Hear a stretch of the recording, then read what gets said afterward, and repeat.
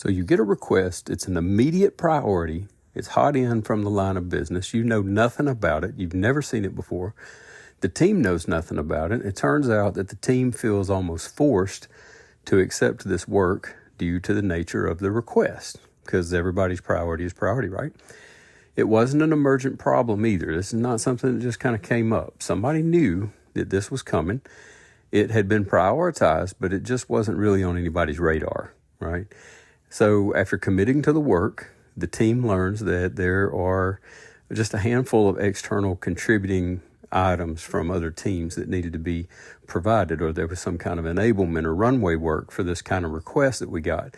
But the team can't seem to get on those guys' calendars because they already had commitments, and it looks like it's going to be some time out. So we're still committed to doing the work because the dev team, of course, wants to make the product folks happy. And so forcing, I guess, their way through this commitment, they attempt to push that priority a little bit more. So they're able to provide a workaround just to get the thing out the door and not wait on that other enabler work that the other team should have been providing to them. So there were some risks associated with it. It was accepted, and the product owner didn't push back to the requester because the team just had to deliver this commitment, right? So it turns out the code wasn't written very well, and the user experience was really basic.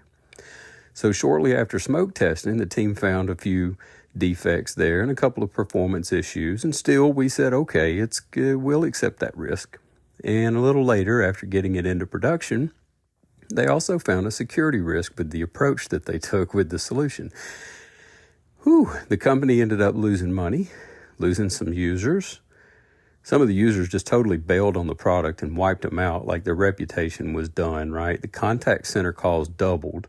Supporting this was really difficult because nobody knew anything about this workaround solution, even though they documented it. It just wasn't the normal thing. And so wait times on the phone and email responses were increased. There was no way that we could provide a first call resolution. The support team changed all their priorities of what they had in flight. They were scrambling around for new scripts and new items on the tree. They were trying to find a solution for the patch for the bad code. The line of business just kind of scratched their heads because they could see money going out the door. The president of the company is getting complaints at a tailgate party with some donors and some board members over the issue.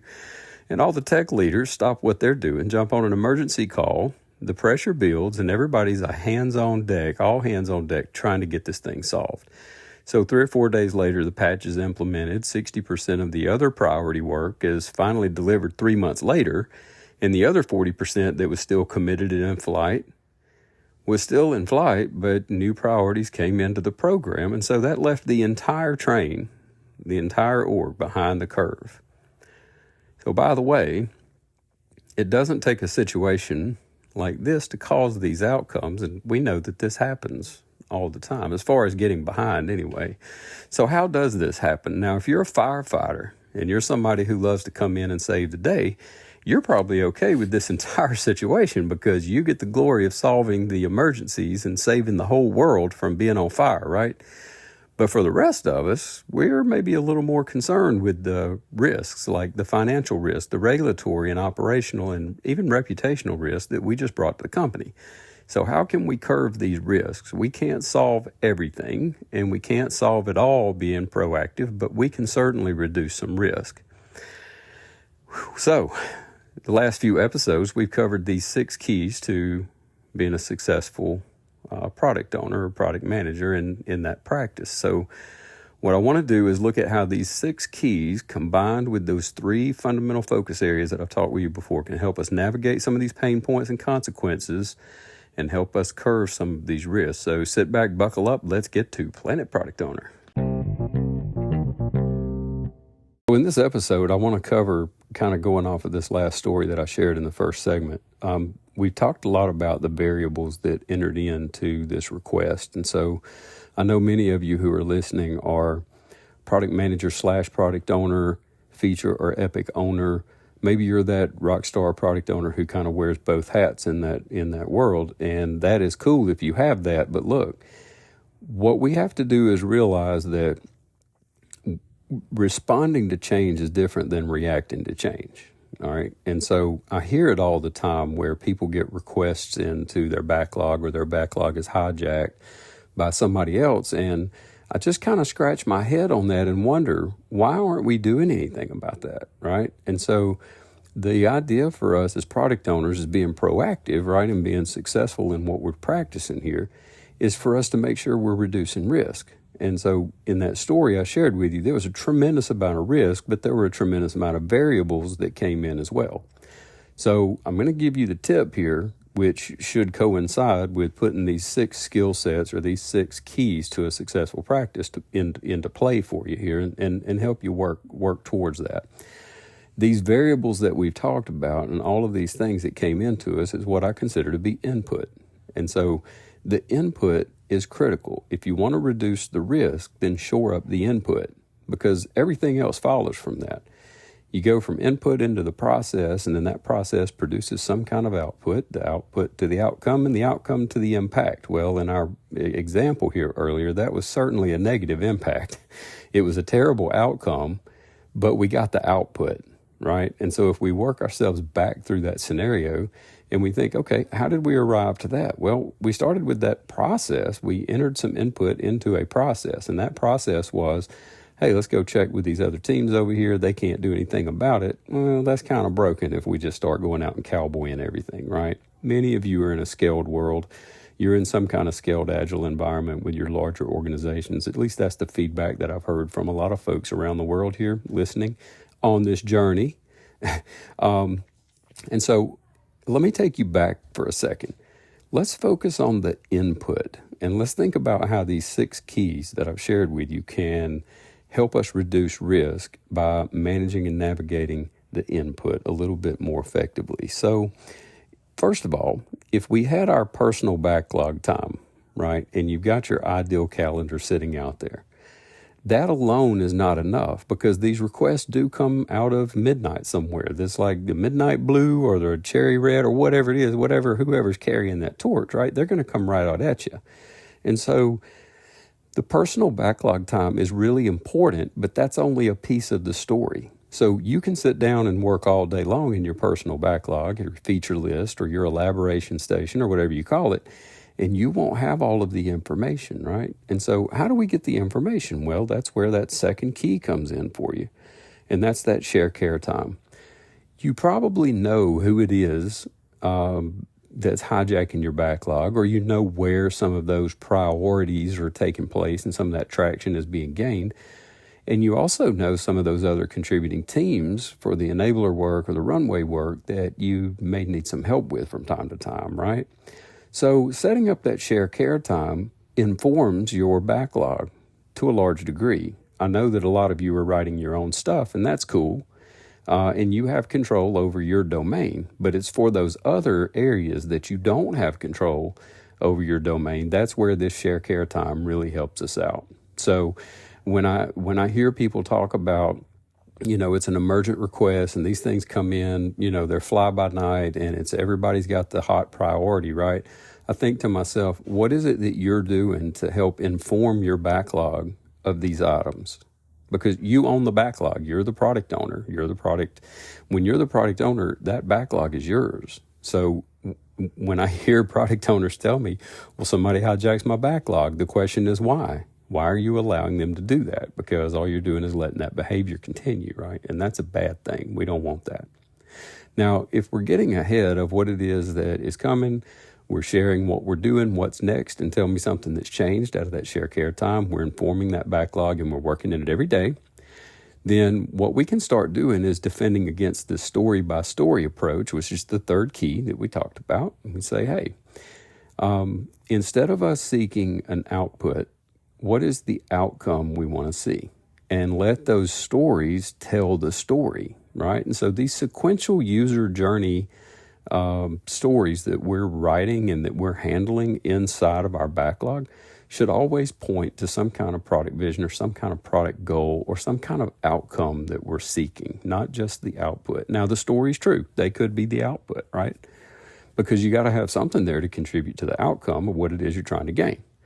But if we're really taking our time through this backlog and we're starting with the input, so the goal or the objective, that's the input. It's not we want to do A, B, and C. It's more like customer needs to, or customer wants to, or even customer doesn't want to. So let's think about the goals from the user standpoint, and let's really be careful about these stories that we're asking these teams to develop, because they've got to execute the how on the what that you are asking. And remember, product owner, you're not the only one to write these stories. I've said this before.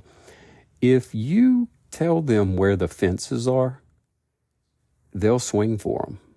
And that's important to remember, because too many times as product owners, we get in the details too much. We want to prescribe the solution too much. We want to get our hands in all up in the weeds and all of that stuff. Keep it high level. That's one thing, that's one approach that is really hard for us to do, because we have so much ownership and so much accountability and so much responsibility we put on ourselves for the outcome. But, that outcome can only be determined if you're really shoring up what that vision is, what that goal is. So getting that out there in front of them is really important. Now, if you've got these emergent things that are continually popping in, find out who they're coming from. Again, go back to that other key, right?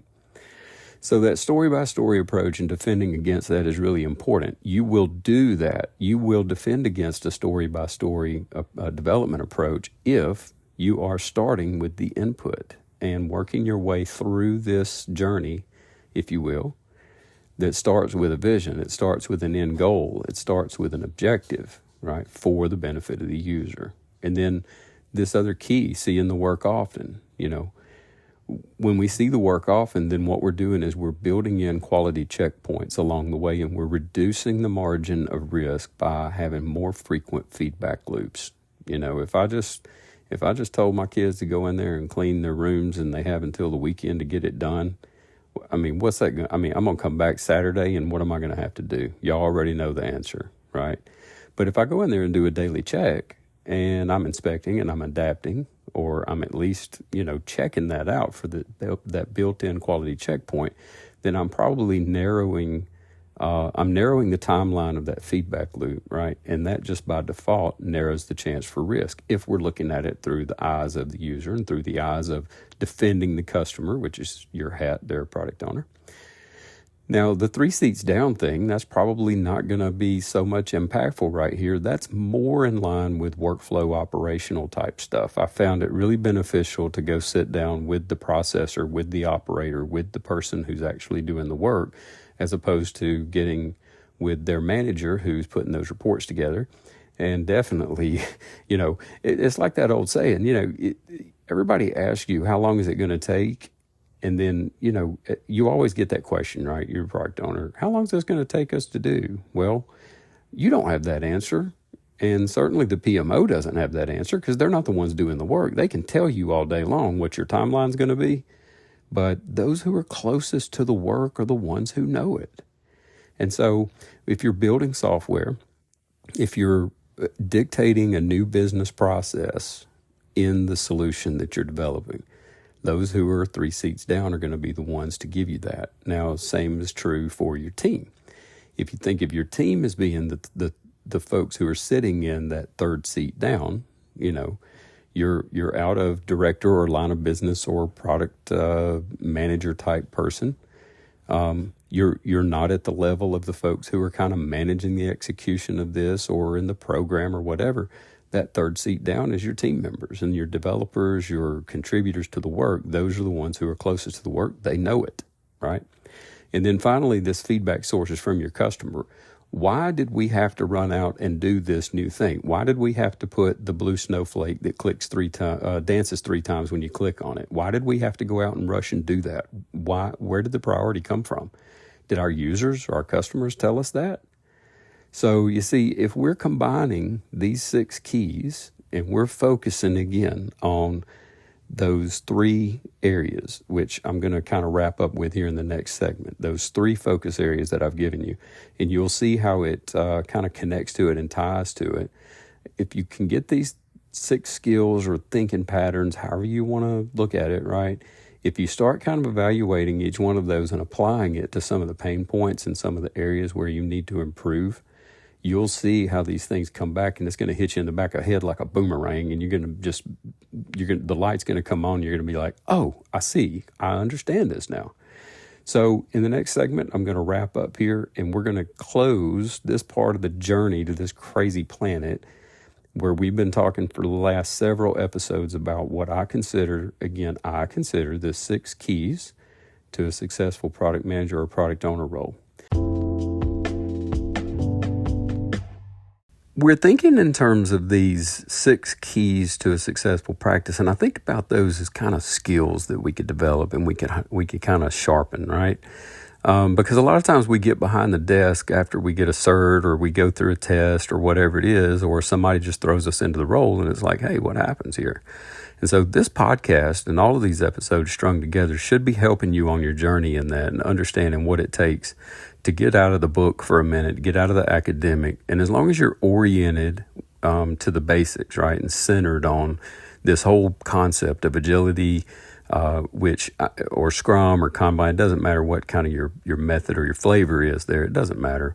But I'm hoping that this podcast is helping you to understand how to connect what's in that paper and what's in that badge that you got, and helping you connect that to what it is you have to do, on a daily basis. Now, some of these are, again, high-level thinking patterns, and I've told you guys before, the art of becoming a product owner, becoming an effective product owner, is something that's really introspective. Like you have to ask strategic questions, you have to get with the right people, and you have to follow up. And if you're doing those kinds of things and just enhancing collaboration and inspection and adaptation, you're going to be an effective product owner. But what we can't do is let things continue to come into our team, continue to come into our practice that serve as a disruptor. We have to at some point put our foot down, right? It's like, okay, well, I got all these job responsibilities, Scott, and all these demands are on me for all these different things that I have to do. Well, I told you in one of the very first episodes, I think, that I ever put into this podcast, 3 of the 30,000 hats that the product owner wears. Pardon the audio in that. It was very early if you happen to go back and listen to that. But we wear a lot of hats. And so how can we narrow our focus down, right, to be the most effective product owner that we can be? And that's what these past 4, 5, 6 episodes have been about, is these developmental skills that we can put into place to help us become more effective. Now, those 6, not alone, will help you with that, because it's almost like, okay, so you gave me these 6 skills. Now, how do I tie that up to overall outcomes or overall objectives and goals, Scott? Because you told me to start with the goal. You told me to start with the objective. Like, what is it that I can, why do I even want to fool with these 6 things, right? So if we go back to that episode of those 3 R's, that's the mnemonic that I kind of gave you guys here on the journey: the ranking, the readiness, and the roadmap. So we could focus on all kinds of different things because we do wear so many different hats, right? But if we can narrow our focus down to protecting that goal, protecting what it is that's important to us, and as a product owner or product manager, making sure that you have work that's ready in a ranked fashion, and you have deferred items for a roadmap, that's most important to you. So let these 6 keys to success that we've been talking about feed into and complement these areas of focus for you as a good product owner: ranking, readiness, and roadmap. Take care of those 3 R's, you take care of practically 80%, maybe even better, of all that other running around that you're doing and getting into the weeds of the things. And so now you see how these 6 keys kind of play into these 3 R's that I've already shared with you. Then you're going to probably be running a pretty good practice here. So continually remind yourself that the input, that's what matters the most. You got to start with a good finish. So if you want a better outcome, you want better outputs, you want more impact in the positive way, right? You put that input into the right process. And once you start figuring out your process on how you are applying these 6 keys to success, all to support ranking, readiness, and roadmap, then you're definitely going to be running a great practice there. So just remember that we wear so many hats, it's really often hard for us to distinguish and prioritize what we're doing. But by going back and figuring out kind of how we impact the input, that's really important to us. And so these skills that I've covered already and these 3 areas of focus is really going to help you with that. So remember also, final note here, listen, write it down, ask strategic questions, and follow up. You can pretty much do anything you want to do as long as you're doing those things, okay? All right, so again, thank you for joining me on the journey today. Next episode, I'm going to do a throwback episode because I was listening to it and I've got a lot of questions on it. In fact, this episode has topped the charts on the number of plays. So I'm going to y'all going to have to forgive me for the terrible audio in these segments because I'm not going to do them over again because I think it was so well said. I'm just going to let it fly, but I'm going to record a new intro for it and bring it home for you. So until next time, have a safe and fun lean journey, my friends.